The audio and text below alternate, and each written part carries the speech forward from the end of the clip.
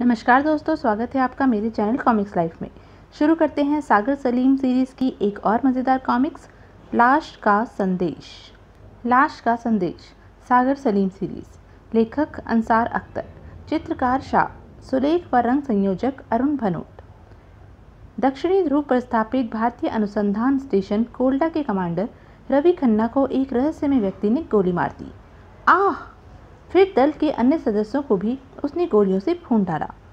इस भयानक हत्याकांड को दुर्घटना का रूप देने के लिए उसने लाशों पर पेट्रोल छिड़का और आग लगा दी। आग तेजी से भड़की और स्टेशन के आधे विंग को जला डाला। समंदर में एक ब्रिटिश जलपोत के रेडियो स्टेशन ने स्टेशन कोल्डा से दिए गए SOS के सिग्नल वसूल किए। हेलो, अगर आप हमें सुन रहे हैं तो यह संदेश भारत पहुंचा दीजिए। स्टेशन कोल्डा नष्ट हो गया है, हमें मदद चाहिए। संदेश भारत पहुंच गया और आला कमान की आपातकालीन बैठक हुई, जिसमें गृह मंत्री ने सुझाव दिया, स्टेशन कोल्डा की तबाही में किसी विदेशी शक्ति का हाथ हो सकता है, इसलिए बचाव दल के साथ एक स्पेशल एजेंट को भेजा जाए जो स्टेशन की तबाही का कारण पता कर सके। मेरा विचार है भारत के महान सपूत सागर को इस मिशन पर भेजा जाए। हाँ, सागर ही ठीक रहेगा। बचाव दल एक एटमी पनडुब्बी दुर्गा द्वारा दक्षिण ध्रुव की ओर रवाना हुआ। सागर डॉक्टर के रूप में साथ था, लेकिन पनडुब्बी का स्टाफ सागर को सिर्फ डॉक्टर मानने के लिए तैयार नहीं था। मिस्टर सागर, आप केवल डॉक्टर नहीं हो सकते। आपकी बातें सुनकर लगता है आप कुछ और भी हैं। मैं केवल एक साधारण इंसान हूँ। बचाव दल दक्षिण ध्रुव पहुँच तो गया, लेकिन समंदर ऊपर से जमा हुआ था, इसलिए पनडुब्बी को सतह पर आने के लिए कठिनाइयों का सामना करना पड़ा। और जब वह सतह पर आए तो स्टेशन कोल्डा से काफ़ी दूर थे। यहाँ तो रात का समय है और बर्फानी तूफान आया हुआ है। हम स्टेशन कोल्डा कैसे तलाश करेंगे? सागर के सुझाव देने पर 4 सदस्यों का दल स्टेशन कोल्डा की तलाश में निकला। दल में सागर व कैप्टन सलीम के अतिरिक्त डॉक्टर रीना और इंजीनियर सतीश वर्मा भी शामिल थे। हम लोग 3 घंटे से यात्रा कर रहे हैं, लेकिन अभी तक स्टेशन नज़र नहीं आया। चलते रहो कैप्टन। मार्ग बहुत कठिन था। डॉक्टर रीना की टांग एक दरार में फंस गई और टांग की हड्डी टूट गई, अतः सागर उसे सहारा देकर चलता रहा। फिर एक लंबी और कष्टदायक यात्रा के बाद वह स्टेशन कोल्डा तक पहुंच गए। वह रहा स्टेशन कोल्डा। स्टेशन पर केवल 8 व्यक्ति जीवित थे। बचाव दल उनकी देखभाल में लग गया। इसी बीच पनडुब्बी से कमांडर प्रताप का संदेश मिला कि समंदर तेजी से जमता जा रहा है, इसलिए उन्हें पनडुब्बी को पानी में ले जाना होगा। कमांडर ने उन्हें तुरंत वापस आने का आदेश दिया। उसके बाद बचाव दल का वायरलेस खराब हो गया और पनडुब्बी से उसका संपर्क टूट गया। कमांडर को स्टेशन की स्थिति से अवगत कराना जरूरी था, इसलिए सागर और कैप्टन सलीम वापस किश्ती की ओर रवाना हुए। हम लोग जा रहे हैं। पनडुब्बी पर पहुंचकर हम कमांडर को यहाँ की स्थिति बता देंगे। फिर कमांडर स्टेशन के निकट कोई स्थान ढूंढकर पनडुब्बी को पुनः सतह पर ले आएंगे। आप लोग बिल्कुल चिंता न कीजिए, हम जल्दी ही वापस आएंगे। सागर और कैप्टन सलीम अत्यंत कठिन यात्रा के बाद पनडुब्बी पर वापस पहुँच गए। उन्होंने कमांडर प्रताप को स्टेशन की स्थिति बता दी और कमांडर किश्ती को पानी के अंदर ले जाकर स्टेशन के निकट सतह पर आने के लिए स्थान ढूंढने लगे। हम स्टेशन कोल्डा के नीचे हैं, लेकिन ऊपर 20 से 40 फुट मोटी बर्फ की परत है। ऊपर जाने के लिए तारपीडो मारकर बर्फ की परत तोड़नी पड़ेगी। और जब तारपीडो फायरिंग पैड का द्वार खोलकर उसकी जांच करने की कोशिश की गई तो अचानक द्वार का ढकना खुल गया और समंदर का पानी पनडुब्बी में घुस गया। सागर और सलीम ने बड़ी मुश्किल से वह खिड़की बंद की, लेकिन तब तक पानी कमर की ऊंचाई तक आ चुका था और पनडुब्बी के उस क्षेत्र की ऑक्सीजन भी निकल चुकी थी। अतः आपटे को सागर ने कंधे पर उठा लिया और वह पनडुब्बी की ऊपरी मंजिल की ओर भागे। जैसे ही वह ऊपर पहुंचे, एक जवान दौड़ता हुआ आया। सर, पनडुब्बी पानी में नीचे बैठ रही है, हम डूब रहे हैं। Oh my God! उपरोक्त कहानी आप बर्फ का जहन्नुम में देख चुके हैं। अब आगे। तुरंत ही इमरजेंसी अलार्म बजा दिए गए।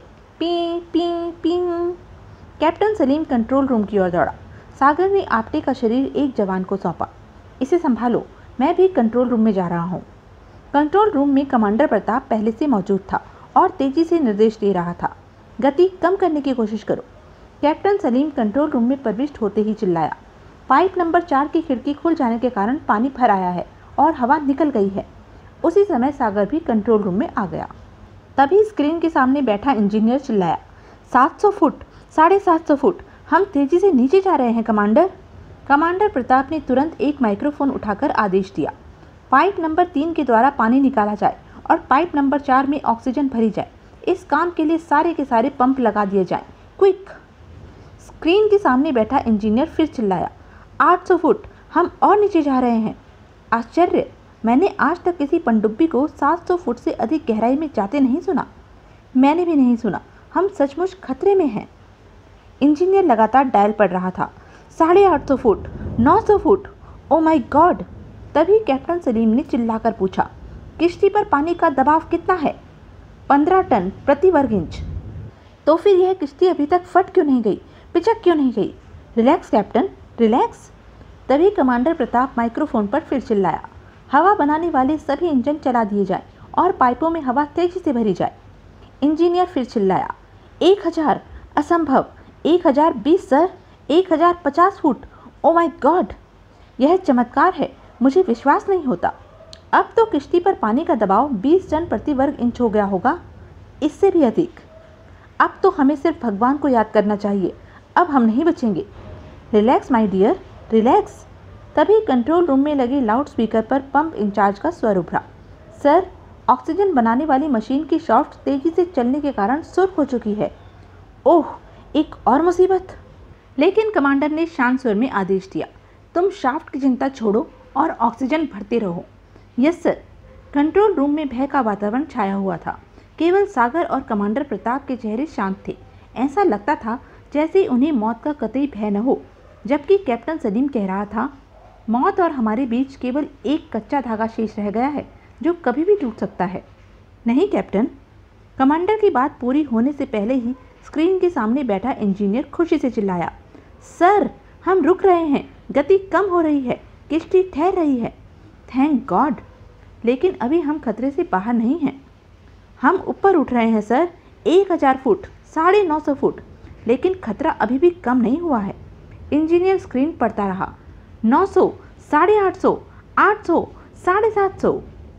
और जब इंजीनियर ने कहा 700, याहू, हम बच गए। बधाई हो कमांडर। हाँ, अब हम एक दूसरे को बधाई दे सकते हैं क्योंकि खतरा टल चुका है। जान बच जाने की बधाई हो डॉक्टर सागर। सागर ने कैप्टन सलीम से हाथ मिलाया, बधाई हो कैप्टन। मेरा हाथ। सागर ने तुरंत उसके हाथ का निरीक्षण किया। अरे, तुम्हारे हाथ को क्या हुआ? यह तो सूजा हुआ है। उफ, बहुत पीड़ा हो रही है। शायद वह खिड़की बंद करते समय यह चोट लगी है। मुझे तो लगता है आपकी 2 उंगलियों की हड्डियां टूट गई हैं और मुझे पता भी नहीं चला। मैंने कोई तकलीफ भी महसूस नहीं की। जान का खतरा जो था, इंसान बड़ी तकलीफ में हमेशा छोटी तकलीफ को भूल जाता है। कुछ देर बाद जब सब कुछ नॉर्मल हो गया, अब सब ठीक हो चुका है। डॉक्टर सागर, पहले आप कैप्टन के हाथ की मरहम पट्टी कर दीजिए। नहीं, पहले आपटे को देखना चाहिए, उसे ज़्यादा चोट आई है। आपटे को अब किसी देखभाल की ज़रूरत नहीं है। क्या मतलब है आपका? आपटे मर चुका है कमांडर। पानी इतनी शक्ति से अंदर आया था कि उसने आपटे को उठाकर फौलादी दीवार से ले जा टकराया था। उसके सिर का पिछला भाग अंडे की तरह फट गया था और उसकी तुरंत ही मौत हो गई थी। ओ माय गॉड, तो आपटे मर गया? जी हाँ, वह मर गया, बल्कि यूँ कहिए उसकी हत्या कर दी गई। यह क्या कह रहे हो डॉक्टर सागर? कमांडर प्रताप कुछ क्षण तक विस्मय से सागर को घूरता रहा, फिर दरवाजे की ओर बढ़ते हुए बोला, डॉक्टर सागर, आप मेरे कैबिन में आइए। वहीं पर आप कैप्टन सलीम की उंगलियों पर पट्टी कर दीजिए। कुछ देर बाद कमांडर के केबिन में, डॉक्टर सागर, आपने आपटे की मौत को हत्या क्यों कहा? हत्या को हत्या ही कहा जाता है कमांडर साहब। आप क्या कह रहे हैं? जानते हैं आप कितना बड़ा आरोप लगा रहे हैं? मैं किसी पर आरोप नहीं लगा रहा हूँ, लेकिन यह सच है कि आपटे की हत्या की गई है। आपका मतलब है पाइप नंबर 4 की खिड़की जानबूझकर खुली छोड़ी गई थी? खुली नहीं छोड़ी गई थी, बल्कि उसमें खराबी पैदा की गई थी ताकि जब उसकी चेकिंग हो और कोई उसके लेंस को छुए तो खिड़की खुल जाए। लेकिन क्यों? किसी ने यह खराबी क्यों पैदा की? डॉक्टर सागर, क्या आप यह कहना चाहते हैं कि कोई हम सबको मार डालना चाहता है? मेरा विचार है वह हमें मारना नहीं चाहता था। फिर? सागर ने प्रश्न उपेक्षा करते हुए पूछा। आप किसी लंबे सफ़र पर रवाना होने से पहले पनडुब्बी का उथले पानी में टेस्ट लेते हैं ना? हाँ, लेकिन इस बार हमने टेस्ट नहीं लिया था। क्योंकि यह इमरजेंसी यात्रा थी और हमारे पास समय बिल्कुल नहीं था। इसके अलावा हम पिछले पोर्ट पर ही टेस्ट करके आए थे। इसका अर्थ है यह खराबी पीछे से ही होकर आई है और इस खराबी को पैदा करने के कारण यह था कि पनडुब्बी निर्धारित समय पर स्टेशन कोल्डा की ओर ना जा सके। जरा सोचिए, अगर यात्रा से पहले आप उथले पानी में टेस्ट लेते तो यह खराबी वहीं सामने आ जाती। फिर आप क्या करते? फिर हम पूरी चेकिंग कराते और इस चेकिंग में कम से कम 4 दिन लग जाते। यही कुछ वह आदमी चाहता था जिसने यह खराबी पैदा की थी। उसकी साजिश यही थी कि हमारी यात्रा लेट हो जाए। लेकिन इस साजिश का मकसद क्या था? मकसद साफ है। वह व्यक्ति जानता था कि पनडुब्बी स्टेशन कोल्डा के स्टाफ को बचाने जा रही है और वह यह नहीं चाहता था, यानी वह चाहता था कि स्टेशन कोल्डा पर जो खूनी नाटक खेला जा रहा है वह चलता रहे। खूनी नाटक? आप कहना क्या चाहते हैं? फिलहाल मैं कुछ और नहीं कहना चाहता। इस सिलसिले में हम बाद में भी बात कर सकते हैं। अभी तो हमें स्टेशन कोल्डा पर बचे हुए स्टाफ को बचाकर किश्ती पर लाना है, इसलिए आप तुरंत स्टेशन के निकट किश्ती को सतह पर ले जाने का काम देखिए। एक बार फिर वह सब कंट्रोल रूम में एकत्रित हुए। अब हमारी क्या पोजीशन है? हम स्टेशन कोल्डा के नीचे हैं सर, लेकिन ऊपर कोई पोरेनिया नहीं है। बर्फ की परत कहीं भी 20 फुट से कम नहीं है। फिर तो समय नष्ट करना बेकार है। टारपीडो इस्तेमाल करना चाहिए। वही करते हैं। कमांडर प्रताप कंट्रोल बोर्ड के सामने बैठ गया और हेडफोन लगा लिया। Hello, tube number 3 torpedo ready. Yes sir, torpedo number 3 ready. पानी में 400 फुट की गहराई पर चलो। Yes sir. कुछ स्विच दबाए गए और एक लीवर को छोड़ा गया। हम नीचे जा रहे हैं सर। गुड। 400 फुट नीचे जाकर किश्ती रुक गई।